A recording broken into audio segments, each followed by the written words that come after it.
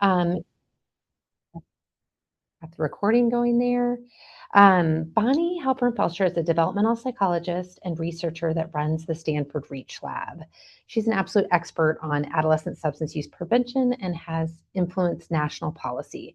She's an amazing advocate for kids, and we are so lucky to have her here to speak with us today. There is going to be an interactive component, so we do have the chat open, as well as Bonnie will present for about 45 minutes and then allow some time for questions at the end. If you do have a question that comes up, there's a Q&A button that you can put your question into. So thank you so much for being here with us, Bonnie. Turn it over to you. Great. Thank you, Haley. And hello, everybody. So great to, well, I don't see you, but to theoretically see you there. I'm going to share my screen. All right. So I'm going to talk to you about tobacco and cannabis use. As you may know, my Reach Lab does focus on all areas of substance use, but these are the two I'm going to focus on.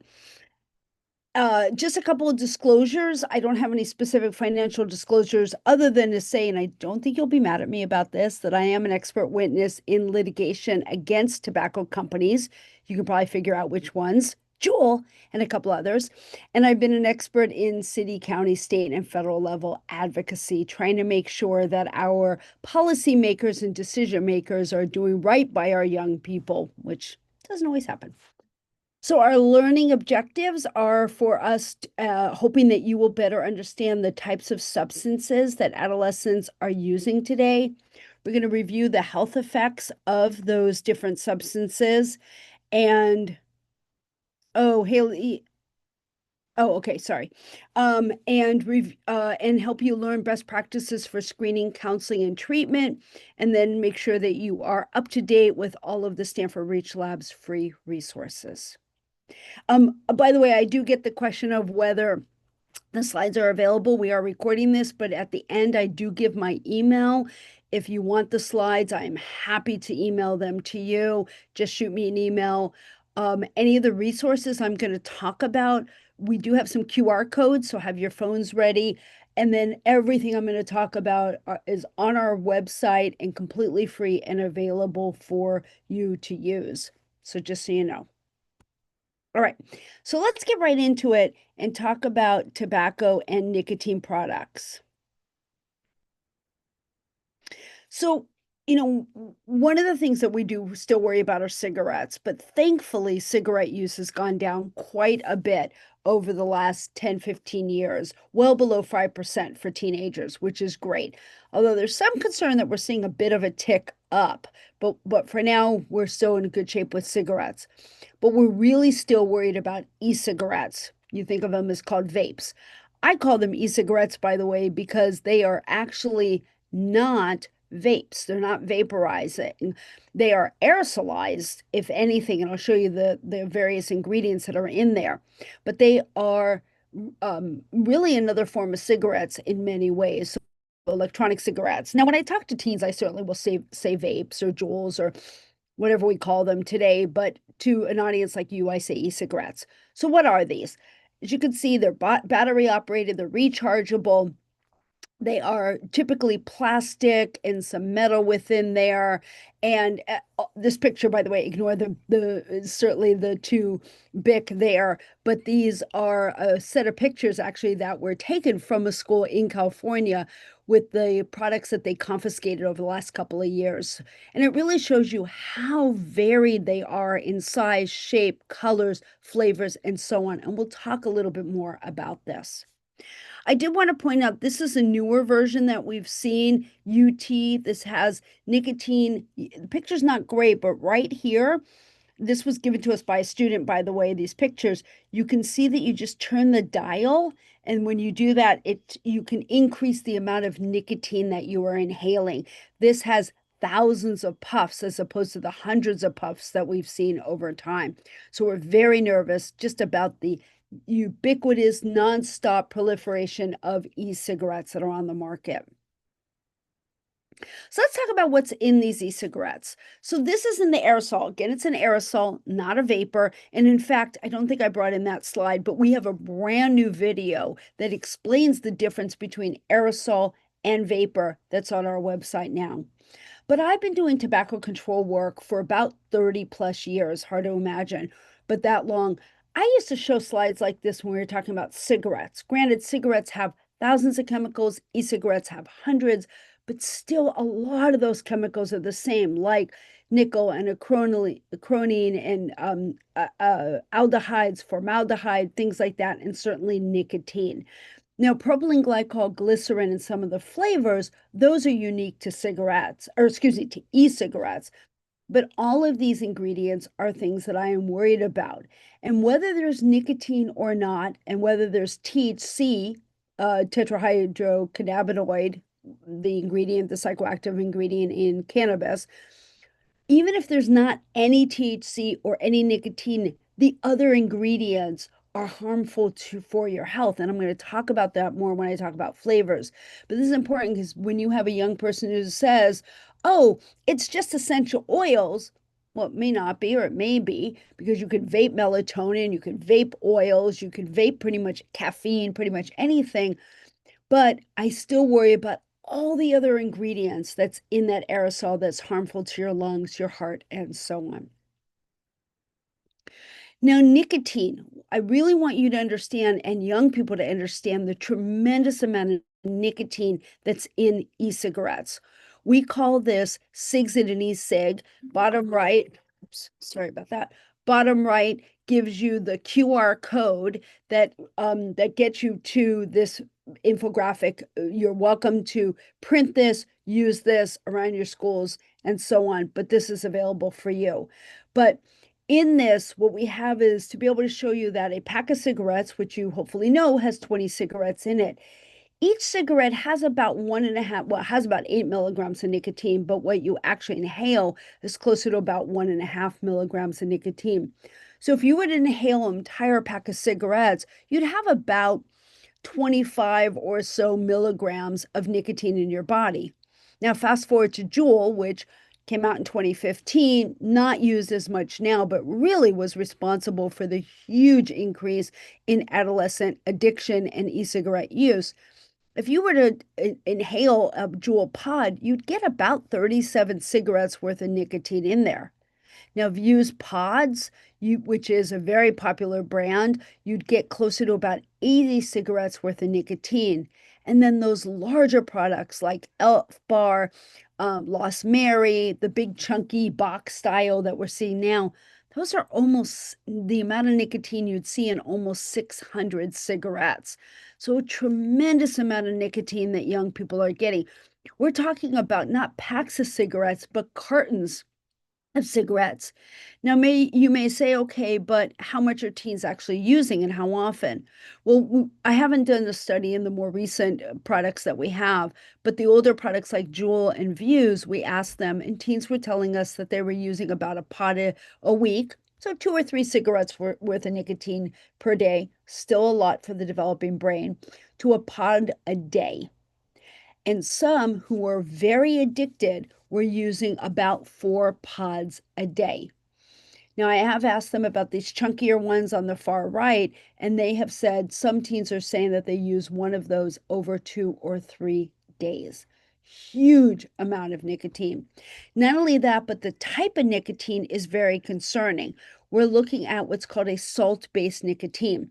The original e-cigarettes and cigarettes still use a free-base nicotine. Free-base nicotine have sugar, ammonia that bind to the product and help it get through your body, into your lungs, and through your blood, and into your brain.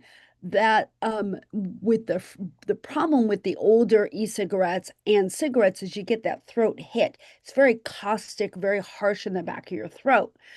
But with what happened with Juul in 2015 is they patented a salt-based nicotine. They added benzoic acid to it that basically changed, think litmus test. It changes it from a very alkalinic, basic, harsh towards acidic, but really not, really just to the middle. So it's more neutral and something that is easier to use and also is a more absorbent by itself, is more absorbent into the body. I already see a question here, and I will try to answer questions as I go. If not, I will do them at the end. But yes, very good question. Nicotine itself is very harmful. That's important. The chemicals themselves are harmful and the nicotine's harmful. I'll talk about it in a little bit, but in short, nicotine changes your brain and is responsible for addiction. But the nicotine can also increase heart rate and other issues. So we're not looking for young people to just be using nicotine. It is harmful to their health. We'll talk more about that. All right, one of the products that you may have also heard about, I'd love it if you want to put in the chat. Are you seeing these nicotine pouches? And if so, how much? How much of a problem is it? I will tell you, and I have a whole separate talk I give on pouches, so I'm only going to give you about 3-4 slides on this, but we are seeing nationally a big increase in nicotine pouch use. So the brands, we see several brands, Rogue, Velo, On. The most popular are Zyn, that has the highest share on the market and the greatest use amongst our young people. So what are these? First of all, they look like what you see there. Right here, they're little pouches that go. So they're small fiber pillow-like pouches that hold the nicotine powder. Now, the tobacco is taken out of it, which is why they're white, not yellow, but it is basically a nicotine product. But there's also flavorings, acidity regulators, and other ingredients, some of which we don't even know because they are fairly new on the market. So I'm seeing some people are familiar with pouches, but vaping is more important, is more prevalent. Totally agree, and that's what we're seeing as well. But I am worried that pouches are going to take over, so we need to be really vigilant about these. So pouches are synthetic and plant-based cellular fiber casing, so like a tea packet around it, and then within that is the nicotine powder and the other ingredients. These hold 1.5 to 16 plus milligrams of nicotine per pouch. And the type of nicotine that's in there is, again, that nicotine salt that I just mentioned. And it delivers a really rapid, high peak of nicotine to the brain very quickly. You put it into between your cheek and your gum, and it gets absorbed through the oral mucosal lining and into the bloodstream fairly quickly. You're supposed to leave it in for somewhere in the 20 to 30-minute range. And I'm going to tell you exactly that question about how it compares to other products. You leave it in. Now, youth are using multiple pouches at once and throughout the day. So in terms of comparison, I don't actually know, I will admit, the comparison to chew. I need to look that up. But I can tell you the comparison to e-cigarettes and cigarettes. If you were to hold a pouch is anywhere from 1 to 16, 20 milligrams of nicotine. The most common is Zyn. They're 6 milligram. Now, you don't get all of the 6 milligram of nicotine absorbed, but you get most of it. So if you were having, say, 3 pouches at once, which is what a lot of young people are doing, 6 times 3, 18 milligrams of nicotine.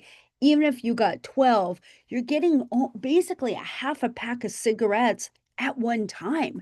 And then they're doing this multiple times throughout the day. So again, a tremendous amount of nicotine. And to the question of, are we worried about nicotine by itself? Yes.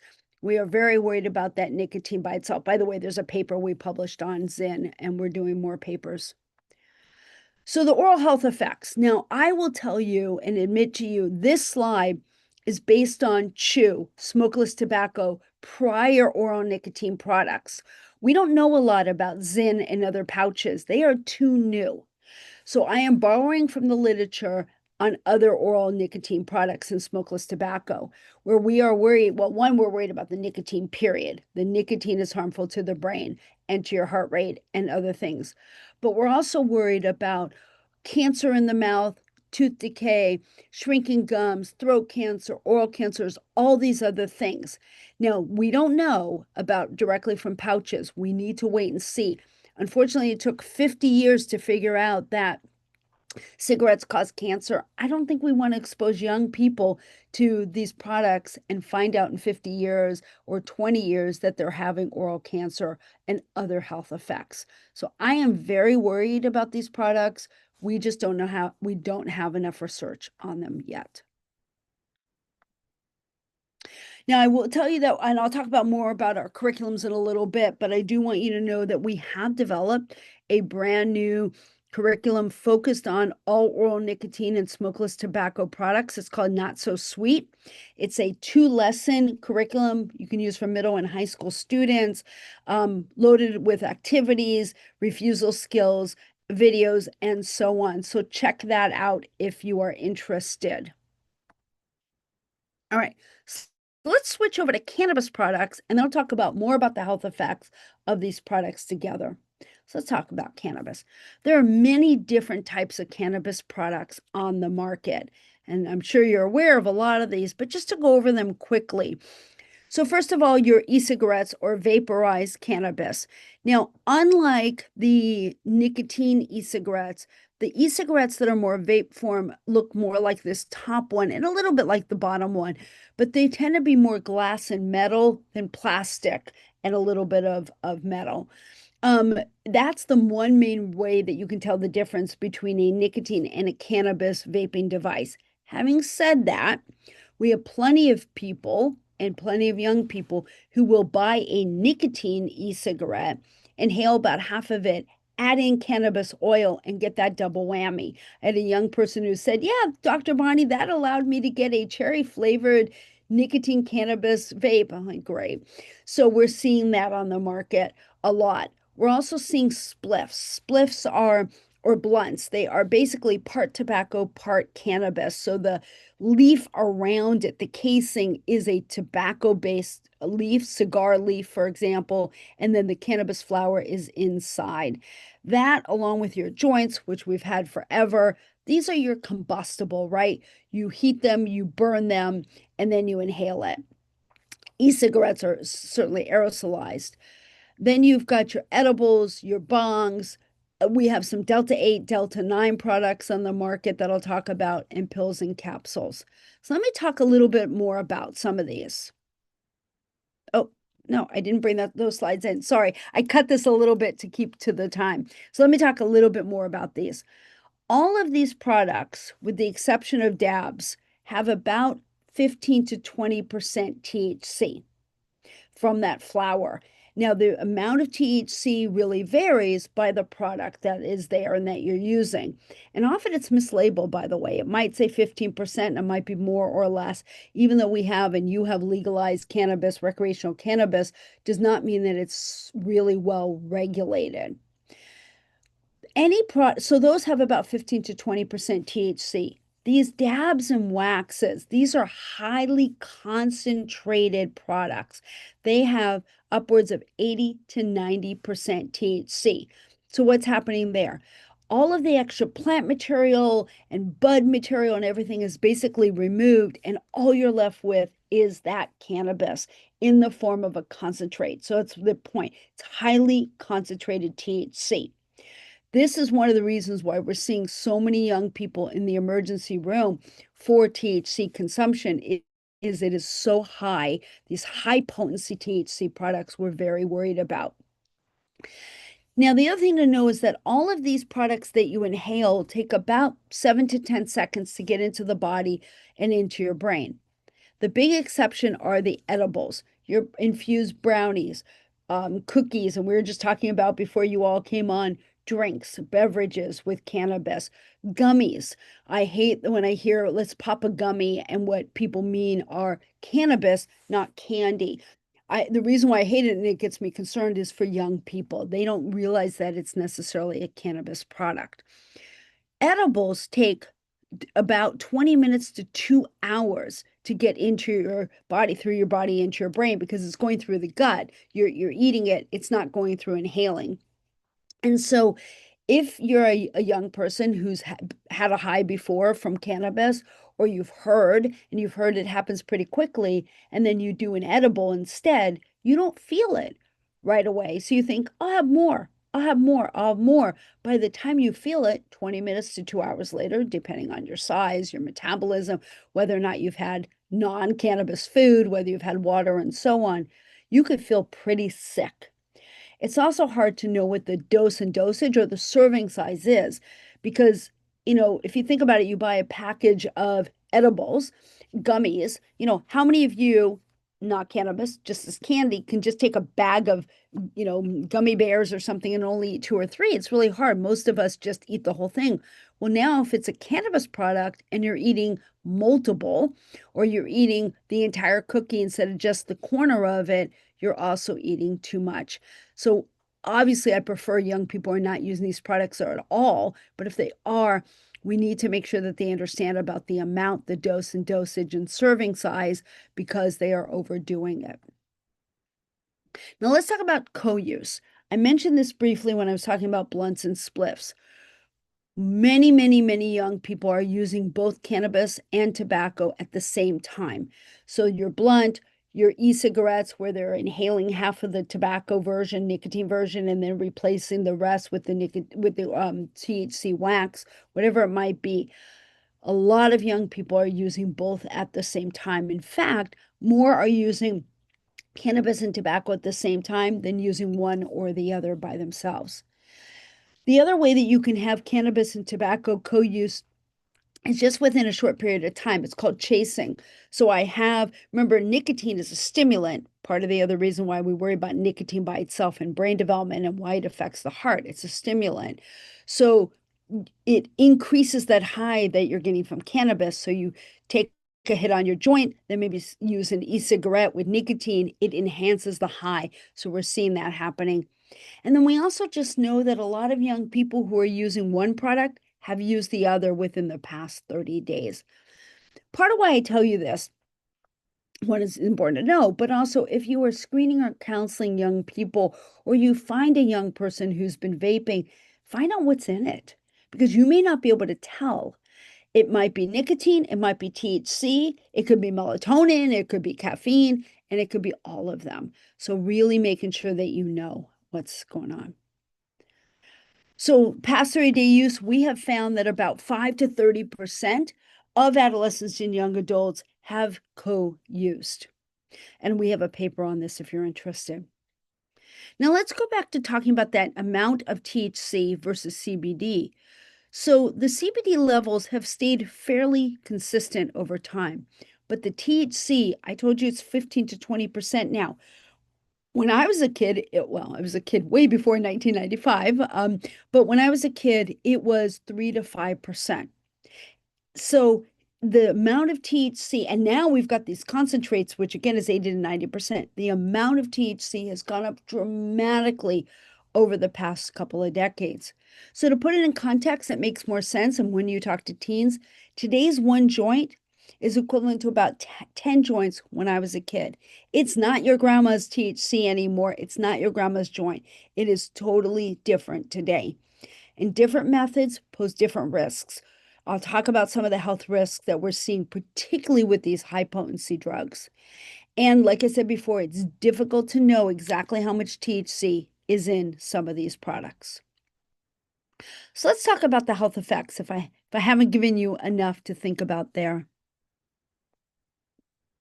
So the body on tobacco and cannabis by themselves or combined affect so much of our body, especially as young people. We know our brains continue to develop till about 25, 26. As you're developing, any substance that we enter into our body, whether it's THC, nicotine, cocaine, alcohol, anything can change our brain, particularly the THC and particularly the nicotine. It actually alters our brain. As a result, we're so much more likely to have cognitive and psychosocial and mental health issues associated. Heart rate, as I said, increase. Worried about lungs. I'll talk about each of these in a minute. Worried about appetite and vomiting, and we're worried about poor muscle control. So I'm going to kind of flip back and forth between cannabis, tobacco, and both. One of the common side effects, or many you see here, we have a similar slide to this as a poster on our website that you're welcome to use. We're talking about things like anxiety and dry mouth and sedation and bronchitis and dysphoria and red eyes and all these different things that are out there that we worry about with both short and long-term use of cannabis. Now, I'm going to touch on a few of these in detail that I think are most important. First of all, going back to that brain, addiction. Now, some people say, oh, you cannot become addicted to cannabis. You absolutely can. And we know that teens are becoming addicted to cannabis. Not only that, but with all those brain changes going on, cannabis actually impairs learning, memory, attention, impulse control, and decision making. It lowers your academic performance and can lower IQ points with repeated use, certainly not one-time use. Now, sleep. A lot of young people think that cannabis helps them sleep better. It might help you fall asleep better like alcohol does, but it's not going to have you have a good sleep. You don't necessarily go through REM, rapid eye movement, which is the cycle you need to get to have a really good sleep. You don't necessarily go through all the sleep cycles a couple of times, ideally when we're sleeping, when you're on cannabis. And you might wake up in the middle of the night and maybe you want more, or you wake up groggy. Think about if you've had cold medicine when you've gone to sleep. You'll sleep, but you'll wake up groggy and not feeling very good. So we need to help young people think of better ways to keep them, to fall asleep, keep themselves asleep, stress reduction, exercise, and so on, rather than turn to cannabis. And we know from numerous studies, the more of cannabis we use, the more all of these things are happening. And unfortunately, when we destroy our brains or change our brains, it doesn't necessarily resolve with abstinence, like we see does happen with hearts and a little bit with lungs. So we really need to keep hearts and lungs and brains very safe and healthy during adolescence. And we know this because about 90% of teens, of adults who are addicted to cannabis or nicotine, started when they were teenagers. This is why, and I'll show you the marketing soon, this is why the industry is trying to influence our kids. This is a pediatric issue, a kid issue. And they know it, the industry, and they're trying to attract our young people. Now, some people also think that you cannot become addicted to nicotine. I'm sure you know you can, but I've had an interesting pushback from people in the field, even in my field, saying, oh, we're not worried about e-cigarettes, we're worried about cigarettes. Well, there are plenty of studies out there, including my own, and this is one of my colleagues, showing the dramatic increase in addiction, in this case defined as using as soon as you wake up. So a lot of young people are waking up. I check my email as soon as I wake up. Unfortunately, a lot of young people are taking a hit off of their e-cigarette, cigarettes, cannabis, whatever it might be. They are addicted. And we're seeing that increased dramatically starting in 2017, which is right when Juul came on. Well, Juul came on the market in 2015, but when it became popular in 2017, and with their tremendous amount of nicotine that we're seeing on the market. Cancer.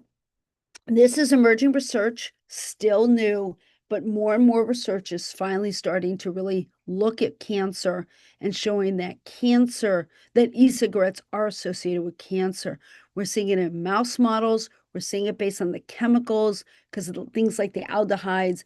And we're also seeing damages to DNA that might be associated with e-cigarettes. So it's a great question about the brain. As I was saying in that previous slide, but I kind of said it quickly. The brain, if you destroy those cells in your brain, it does not fully heal. They don't grow back. Now, and we know this because I don't know if you've ever been I've never touched this stuff, but we know from decades of research now that an adult who's been smoking cigarettes, they may quit.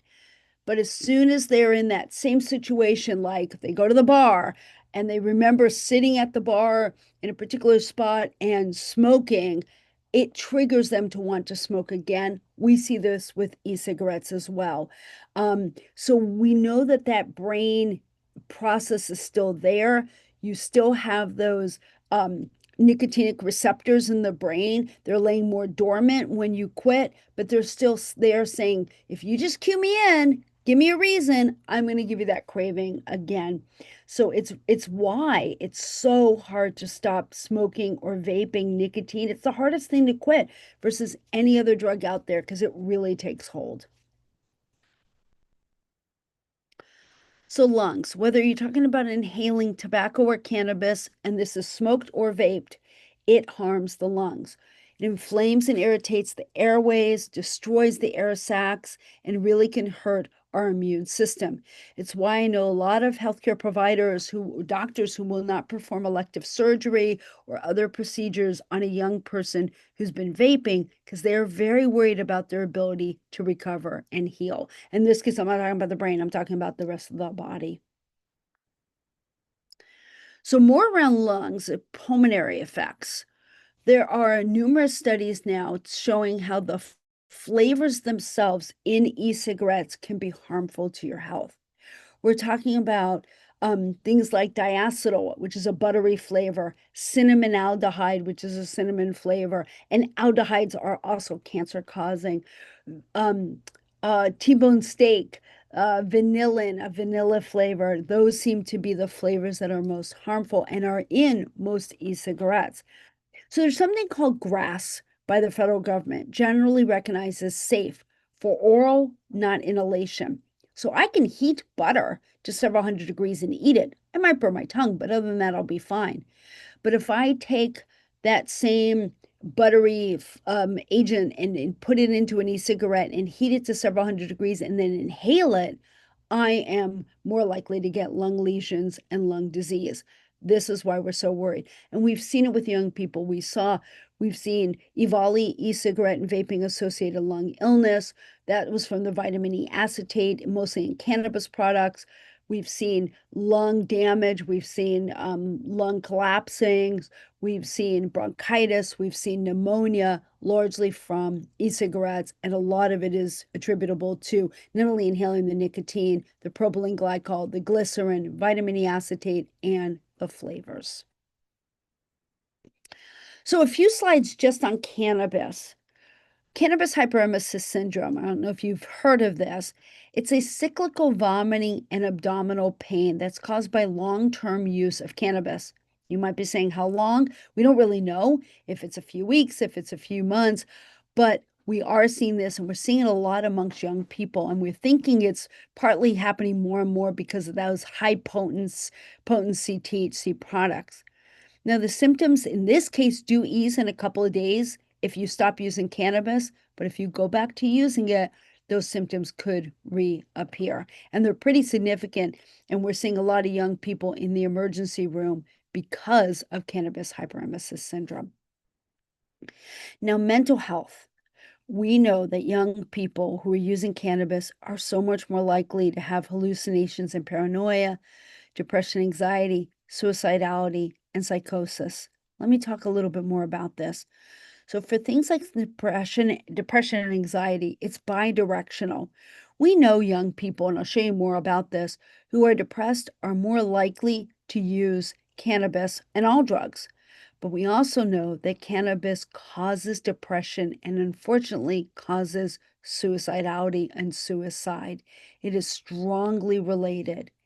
Psychosis, there are more and more studies on cannabis that's showing for psychosis and for depression, it's not associated, it's causal. That there's a causal relationship where cannabis use is causing mental health issues amongst young people, that older adolescence and young adulthood is the sweet spot or not sweet spot for when this could happen. We don't have enough studies to say who's most at risk or when or exactly those areas to really drill down, but we know that these are real issues for young people. And again, with that high potency, those 15 to 20% to 80 to 90% THC, it's not a wonder that we're seeing so many people with these issues. So second and third hand effects, not only is vaping and smoking, cannabis, tobacco affecting yourself, it can affect other people. So we know that aerosol that comes through from that, for example, from vaping can have nicotine and THC, heavy metals, ultrafine particles, cancerous causing chemicals, and volatile organic chemicals. So if I'm standing next to somebody who is vaping or smoking, I can be affected by it. Now, it's not going to affect you the first time or immediately, but over time, or if you're living in a household, this is important for young people to understand. And we know sometimes young people don't care about themselves, but they do care about aerosol and hurting other people, and they care about the environment. So that aerosol or smoke doesn't just stay in the sky or in the air. It has to do something. So it doesn't just dissipate. It mixes with other chemicals within the environment and falls to the ground, whether it's on couches, carpets, clothes, drapes, walls, etc., and can be harmful to pets, to little babies crawling around, and so forth. And studies are showing that that effect stays for years and years and years, this third hand effect. By the way, this is Earth Week, right? April 22nd is Earth Day. We and I'll tell you a little bit more about this, but we just launched a campaign. If you follow us on social media, you may have seen it, an Earth Day environmental campaign to help people get the word out about the effects of vaping and smoking on the environment. I consider second and third hand smoke issues and aerosol issues to be an environmental issue. Yes, you're hurting a person, but it's because it is part of the environment now. So if you're interested in a campaign, we have that. And the idea of the campaign is over a course of, say, 5 days, we've got stickers, we've got infographics, we've got PSA announcements that we've drafted for you, we've got social media posts that we've drafted for you, and we have the environmental curriculum that we have that talks about mostly nicotine, but a little bit on cannabis and how that affects the environment. Because young people may not care about themselves, or they care, but they're not worried, but they really care about the environment. So something that you can get out there. And these effects, by the way, it's not just when you're standing next to somebody. They can go through walls and vents and windows and apartments and neighborhoods and things like that. So it's something that we have to be vigilant about. All right. So let's talk about, getting tight on time, why young people are using. So one of the things I want you to think about is that you can go from never used all the way to substance use disorder. And in any given group, you're going to have young people on that spectrum of use. And I tell you this because it's important for us to realize that when we go into a classroom, we're talking to people who've never used to those who have. So we can't go in, or you shouldn't go in and say, never, ever, ever use, because you've got those who have, and they go, well, what do I do then? It's better if we try to talk to everybody. I'm not saying we go in and say, go ahead and use, and that's great, but that we speak to the entire spectrum of use. So think about why young people are using. Put yourself in their shoes and think about it. Young people are making decisions similar to us adults, but we adults tend to weigh the risks more. Teenagers weigh the benefits more. So think about, and if you want to put in the chat quickly, what are some good things about using cannabis, for example? I'll just give you 10 seconds. Sorry, I've got an itchy nose. 10 seconds. From a teenage perspective, not an adult, some reasons why young people are positively thinking about using.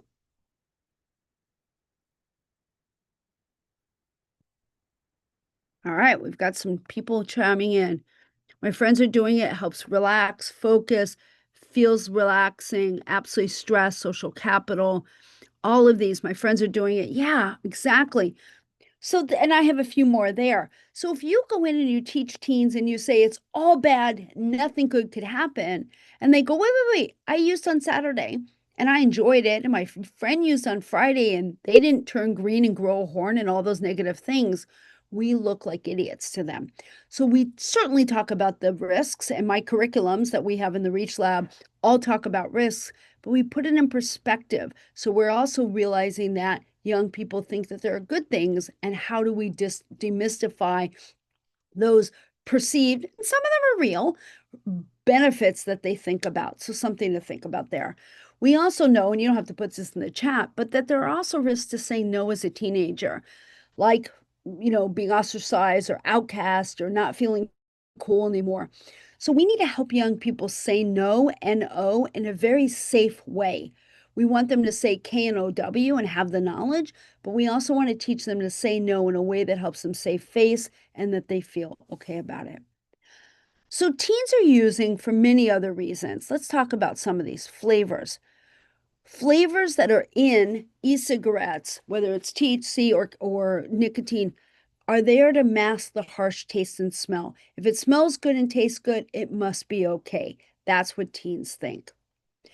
And there are many, many, many flavors of e-cigarettes that have been out there on the market. I usually do this as a pop quiz, but I'll tell you in the interest of time, about 15,000 flavors have been counted on the market over time.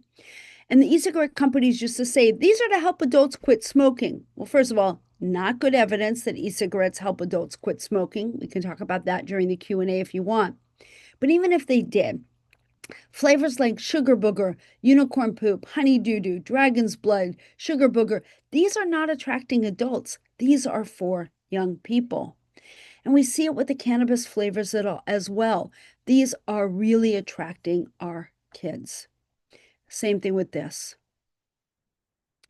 So easy to hide. If you look at this, and I won't do the pop quiz, but you can see it's really easy to hide these products. The vape pens look like pens. The other box styles look like hand sanitizers, gel. They look like all kinds of household products, and I'll show you more. This marketing, these are products that look like juice boxes, but they're e-cigarettes or e-cigarette juices. This is not for us. This is for our kids. You've got highlighters that you actually can vape from, and they're a working highlighter. This is my shock and awe few slides. You've got things that look like Happy Meal toys, right? McDonald's Happy Meal toys. And yes, the Food and Drug Administration is supposed to oversee this. They're not doing a very good job. You've got things like this, Minions, and you vape through the tip. Gloomy Bears, Boba vapes. And then my absolute horrified worst part is games. They're vaping games. And if you don't vape, your Tamagotchi or your character or your game dies. This is encouraging young people to vape. And more things here for adults, or for, excuse me, not for adults, for cannabis. Things like this and like this. If I saw this, I would think that this is a candy shop. And then access. I do have a pop quiz. I want you all to answer this. What is the minimum legal age to purchase e-cigarettes and cigarettes in the United States? Put in the chat quickly. And I'll sip some water.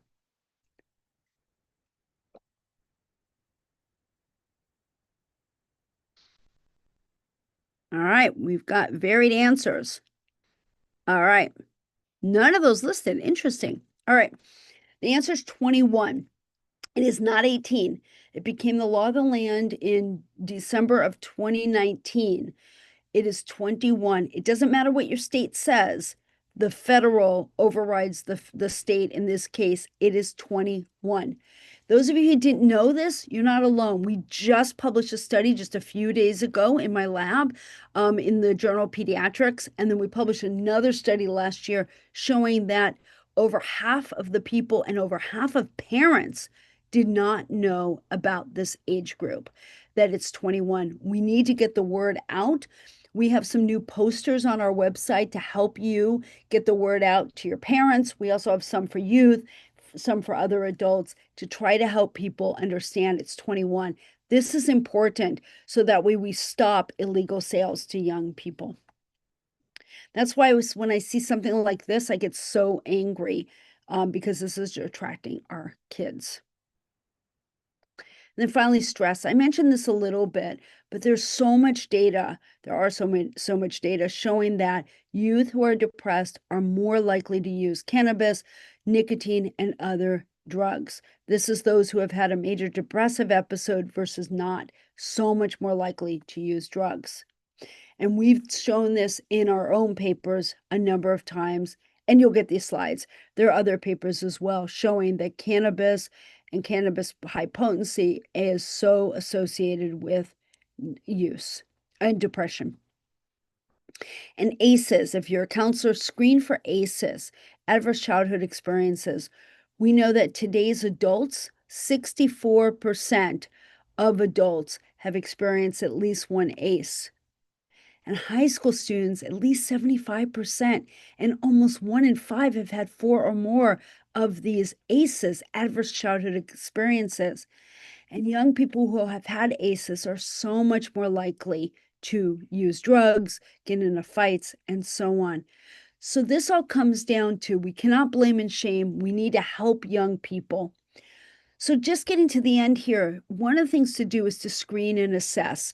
I've got another talk on this. If you're interested in learning more, I can give it to you. But we need to really talk to young people, screen and find out whether or not they're using drugs, and if so, are they addicted, and help them quit. That is what we really need to do for young people. They're being marketed to, they're being attacked by the industry. It's our job as adults to help them through it, not punish them, but really help them get some help. So this is our lab website, which has actually since really changed, but no handout, Sherry, but you can have the slides at the end. I'm going to, oh, I cannot seem to put something into the, I'm going to put this into the chat. If somebody can please put it in for everybody. I can't seem to get to the whole everybody. Anyway, this is our Reach Lab website. It's stanfordreachlab.com. I think it's .com, not .org. There's a QR code there. This is a one-stop shop for all things that we offer for you. So we have free tobacco, cannabis, and all drug prevention curriculums that are on the website. They are curriculums that are free and very easy to use. We do free trainings on them. Our tobacco prevention toolkit focuses on our flagship You and Me Together Vape Free. We also have our Healthy Planets that I mentioned, hookah. It's now not smokeless. It's the not so sweet curriculum that focuses on Zyn and other products. We have cigarettes and we have menthol. Our Smart Talk is our flagship cannabis prevention curriculum. And then we also have a Pride curriculum that for our queer and trans youth, that's both cannabis and tobacco. We have a fentanyl, a brand new, we just updated our fentanyl and opioid prevention curriculum. It now meets the requirements of many states. And then Safety First is our comprehensive. We have a video called Every Second Counts to help with naloxone use. I know I'm going fast here. Running out of time. And then we have our Healthy Futures. This is our alternative to suspension curriculum. We have tips for quitting. And then a few other things that we have. We have a lot of videos. We were talking before you all came on about becoming a trusted adult. This is to help you adults learn better how to do motivational interviewing, talk to teens, things like that. This is great for parents as well. 10 short videos, total of an hour, but 10 short videos to help you understand how best to talk to young people and to understand the domain of substance use. We have a bunch of new videos that we've put on. Like I said, an aerosol one now. We have the naloxone. We have test strips for fentanyl test strips and a bunch of others. Staying True to You is our refusal skills videos for elementary, middle, and high. We have brain, we have marketing, and we have box breathing. So check those out. We also have over 50 infographics. You're allowed to just print these and use. All we ask is just keep our keep our logos and URLs on there. We spend millions of dollars and thousands of hours to bring this to you for free. So just give us credit, make it clear it came from the Reach Lab. And finally, this week, we have our 7th annual Cannabis and Other Drug Prevention Conference. Is the one thing we do charge for. It's the only thing. $125 for 2 days, 75 workshops, 2 keynotes. People tell us it's a steal. If you cannot attend in real time, don't worry. If you say, but I'm teaching this week, we record it. And if you register by the start of the conference by Wednesday morning, so today or tomorrow, you will get access to all the recordings for an entire year. So, and even if you came in real time, you can't see it all. It's too much. So everything is recorded and you have an entire year to watch it. I give other talks if you're interested in hearing me babble. There's a QR code. I give a talk about every month on different topics. Follow us on social media. That's how you're going to keep up. And then finally, if you want to really keep up with what we do, sign up. Right there is the URL, or through our QR code, or email me to have us put you on our listserv. We don't email that often, I promise, but that way you can stay current with our newsletters, our conferences, and so on. That is all I have. And I will stop sharing. I think there. And what can I answer for you? Thank you, Dr. Bonnie, and for everyone here. I know, Bonnie, you have a hard stop at 1, but if anyone wants to add any questions in the Q&A, and I'll just say really quickly that we did a push out of a lot of your infographics and posters. We laminated them. So those are at all of our secondary schools and many of our elementaries. And we have your programming in many, many of our schools. So it's so wonderful you offer things for free. Thank you. Yeah. So I'm looking at the Q&A here. Yeah, if anyone has questions, we've got a few minutes left.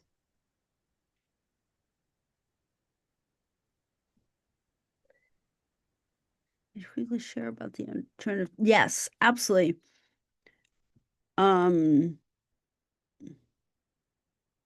Yeah. Oh, and I'll put my, can you put the email, Haley, please? For some reason, I was able to. You bet. Yep, I'll grab it. Suddenly I can't share with everybody. Yes. So Kate, great question. Our alternative to suspension curriculum is called Healthy Futures, and we have a My Healthy Futures, which is self-paced, and an Our Healthy Futures, which is counselor or teacher led. They are considered alternative to suspension, but if you are still suspending, at least use them to help young people when they come back or while they're suspended. The My Healthy Future is about an hour. And you cannot stop and start it. You have to go all the way through. It's very gamified and fun, and they get a certificate at the end showing that they went through it.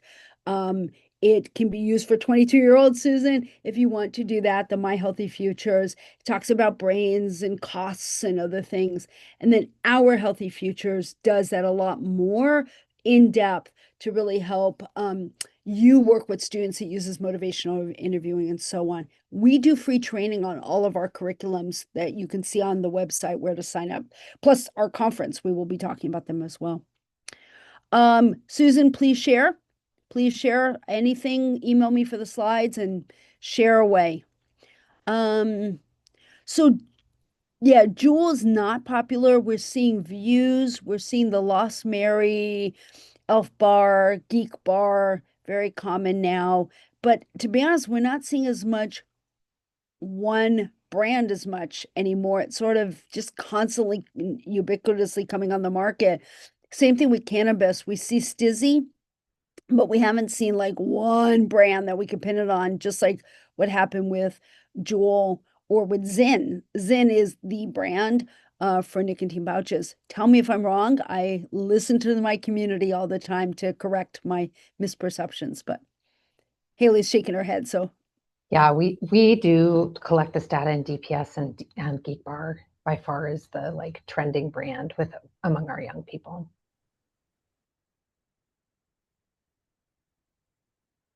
Yep, they are, Sherry, very easily, very easily.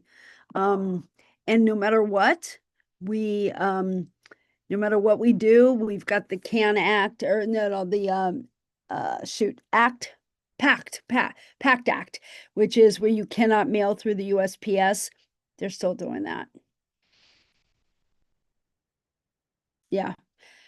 Makes me angry too. Join us in some advocacy. We keep trying to do advocacy. So share, you can find it if you go on the website. Let me really quickly, since it seems like I have a minute, let me go, if I may, share this for those of you who are still on. Let me see if I can do this. Let me share the website. Yes, here we go. Okay, here's the website. Everything you see, it gets updated constantly. So right here, you can find, it says 1 week left to register. It's 2 days. This is our conference. This is the new research study. This is some of our new videos. But right here on the left, you'll find everything we have. So we have the conference, all of our prevention and intervention curriculums are right there. And you just scroll down and you'll find them. And all you do is click. Hopefully this is changing and you will see them. They're just a couple of clicks away. Then we've got the trainings. If you want free trainings just on our curriculums, what I gave was more of a science talk. We do curriculum talks.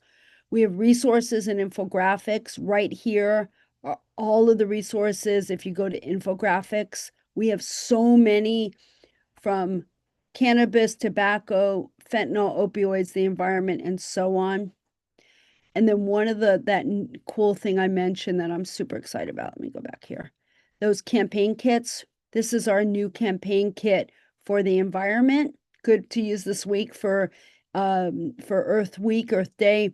And then we're about to put one on for fentanyl and opioids. That should drop today or tomorrow, hopefully. We've got all of those videos I mentioned are right here. And then we've in the news and podcasts. If you want to fall asleep, I do a lot of podcasts. We've got youth stuff and parent stuff. We're building out this parent corner to a full toolkit very soon. So hopefully that helps you know where to go. And every time you speak with us, Bonnie, we push this out to all of our school leaders. So I know there was a question about like, how do we share this like more broadly, or this information with other parents. So we will be pushing this out to all the school leaders that hopefully can get that in school newsletters so they can hear your talk as well. Thank you. Thank you. Yeah, please sign up or look at it. Please sign up for our newsletter. Please sign up for the conference if you're still interested in that.